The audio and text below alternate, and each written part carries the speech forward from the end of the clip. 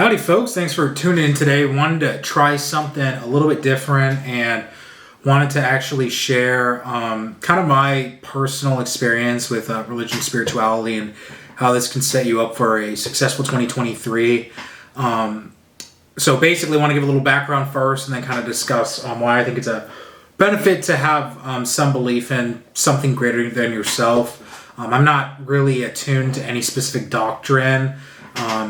Again, I would say I categorize myself as probably spiritual with a little bit more belief in Judeo-Christian beliefs, just because that's where I was raised, like the house I was raised in. However, I have a lot of practices and a lot of personal insight with Buddhism and Hinduism and kind of incorporating that into my life. Funny enough, I think every religion is right and wrong all at the same time. And I'll give you my reasons why. Basically, I truly believe that if, not even I truly believe, I would say God, an omnipotent being that, doesn't have any of the woes that we have in this three-dimensional space, who, can see everything and is basically a part of everything. I don't think he would have made the separation of all these different religions if in honesty they're all talking about the exact same thing, just in different ways and different representations and metaphors throughout history and through their Bible, Torah, Quran, different scripts, different books and actual physical doctrines.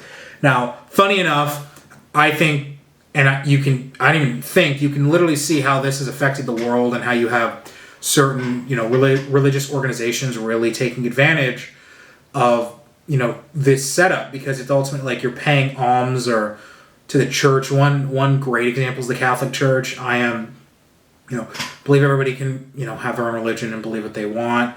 I personally believe that your relationship with God is incredibly personal and it's between you and Him. You don't need to have a church involved whatsoever. To actually believe in a higher power. Again, the word God is not, I'm not saying like necessarily Christian God. I'm just saying God is in the essence of a higher source.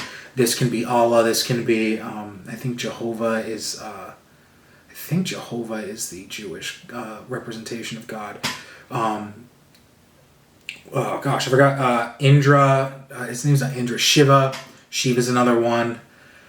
Universal unconsciousness, you can call it whatever you want. Honestly, it's all the same thing. It's just, for some reason, we had to create separation and everyone has to have their own doctrine and has to be right about it, when it's like, you guys literally believe in the fact of like a higher power. However, the things that I don't necessarily agree with, and I'm going to get into this personally on why I don't necessarily agree with the church and believe a lot of these, specifically Christian doctrines, 100%, I believe they have aspects right. One thing I find a little bit hard to believe is that, when you die, there's this magical place called paradise that you go to automatically if you meet certain criteria of, to get to heaven in essence. Same thing with hell and purgatory. If you're a bad person, you're going to go to hell. I don't necessarily believe any of that. I think that, first off, why would there be a like lavish, like, all-encompassing place after we die? And it's like that's your eternal, either punishment or eternal reward. And in my understanding of adopting these, other literature and doctrines and kind of understanding kind of where they're coming from, specifically Buddhism and Hinduism and the concept of reincarnation, and really why we're here is to eventually completely detach from the illusion of this reality, to finally break from this cycle of learning. That's what I believe. Personally, I believe that we come here to learn lessons, be it physical, emotional, spiritual.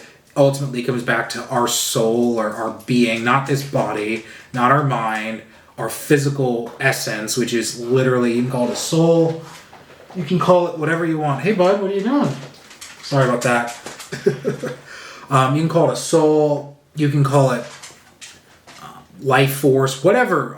You can call it anything, but basically, that part of us, every time we come back and reincarnate, we're almost like getting a little bit closer to God, because we're becoming a little bit more, our soul's becoming more perfect, because we're getting an experience. We're getting experience while here and kind of gathering them up, as we go along.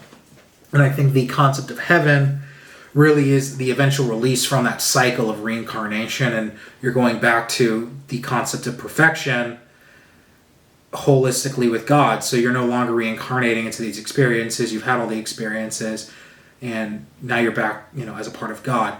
Now the fun part is most Western and most ideology believes in like a linear concept of time, to where we experience time linearly. Ironically, it's all happening at the exact same moment. The concept of a calendar, the concept of a day, that's all human concepts, so that we can contextualize and also basically contextualize and understand the world that we're living in. Now, yes, technically the Earth rotates around the sun, and the Earth physically rotates as well to give us like night and day and all that loveliness. But if you actually view it as like the definition of time, this is all one continuous moment that's going on forever since the dawn of whatever, the Big Bang, whatever you think. So as time moves, it's actually in essence happening all at once. Just rather than think of time as like linear, it's more vertical. Now, what do I mean by that? Literally, I mean every moment is happening at the exact same time. So this moment now in 2023, there's another moment in 3023 that's happening, and they're happening at the exact same time. We just can't temporally understand and experience that 1,000-year gap. We can't experience that because it's just a different moment, but the moments are all collapsing and it exists literally at the exact same moment. We just can't experience that because we would literally go insane. Our human minds can't comprehend that. That's how come we experience time linearly. Now, back to why I'm now back. That was a complete tangent, and back to kind of my concept of why I think it's actually incredibly beneficial to have some sort of belief in a higher power or higher calling, whatever you want to call it, God, Jehovah, Allah, Shiva, Buddha. I don't care. You can call it whatever you want. You can call it the spaghetti monster in the sky. I've got to shout out to South Park there. You can call it, Zeus. It doesn't matter. It's all the same bloody thing. Now, here's the thing. It's once you understand that you do have free will and the ability to make your own choices, and your current state is a culmination of all of your choices that you've made up to that point, up to that moment. And it's funny because it's like there's good, and I don't want to even categorize as good and bad choices. You have successes, you have failures, you have things in between, and it's not even just these choices, it's your reaction to these choices that also define who you are. So if you fail a lot, but you are used to, if you fail a lot and you are used to failing, but you're able to get yourself up and dust yourself off and get back in there and keep going, that's actually beneficial because that builds resilience over time. Now, it's hard for a lot of people to do that because, again, we're a culmination of our choices and habits. But once you're able to kind of let go of really the need to control everything and understand that you can control about 1% of the things going on in your life, and that's your actions and reactions to things. Everything else, and your and actions, reactions, if you want to say thoughts, emotions, that's all kind of together because your actions and reactions typically stem from your thoughts and emotions. But if you can understand that it's like those four things are really all you can control in your entire life, that's it. You can probably control those four things, and everything else stems from those four things. Funny enough, they're all internal if you understand that. So one action would be like going to work out. A reaction would be like you get in an argument with your friend and you just explode on them and just start berating and yelling at them. Or the opposite, you're getting in an argument with your friend and you basically stand your ground, but you're also respectful of their views and ideas. Emotions, anger, whatever, anger, love, there's all sorts of fun emotions. And then lastly, your thoughts, positive, negative, in between. But when you understand that those are the four things you can control, that's it. It's like less than 1% of stuff, 99.99% of shit you can't control at all. It's just, it just is. It's beyond your control. You can't force people to do anything. But then also at the same time, that leaves that 99%. If you just surrender that to in essence, like God or higher power, it kind of takes care of itself. You focus on the things you can focus on and work on those things diligently, consistently, and keep on working on those. The rest kind of follows. It's the concept of surrender the outcome. It's mentioned in the Bible quite a bit. It's in most doctrines. Buddhism, it's the concept of basically non-attachment.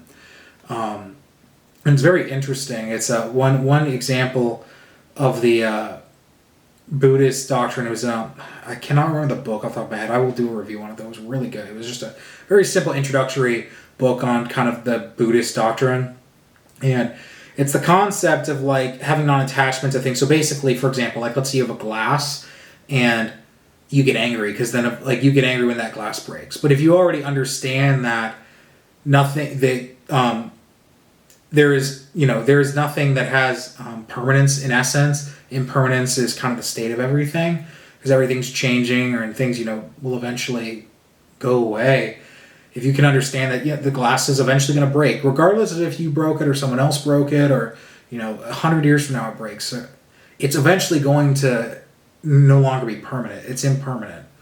So if you understand that and can really detach yourself from things, people, and we'll get back to what I mean by attachment and detachment.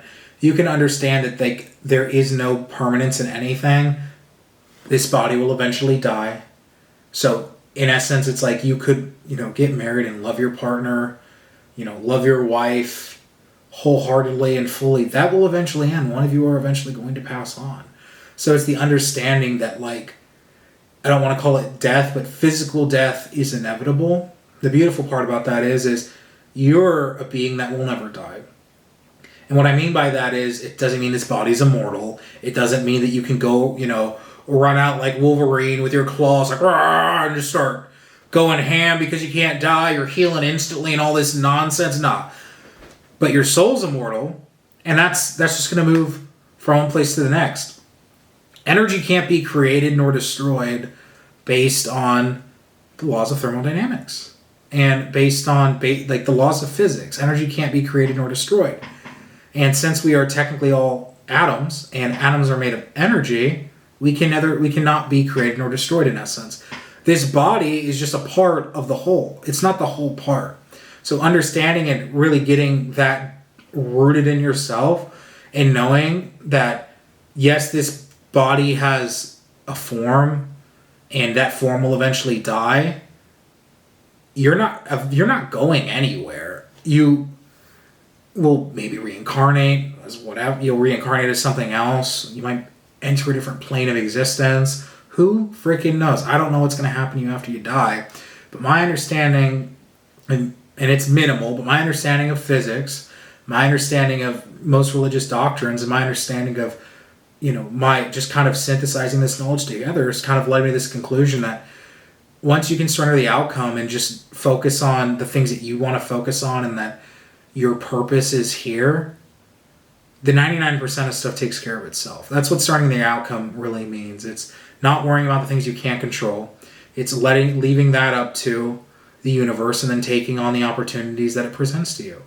Now, nobody's perfect. You're going to make mistakes, and I have no idea if I'm right about my understanding of religion, but I also understand that I don't think anybody has a perfect understanding of spirituality, God, religion, but piecing things together, you can kind of get a general understanding of what people are talking about and what these different, religions and doctrines believe in. And it ultimately does lead back to the concept that believing in something greater than yourself is very, very healthy.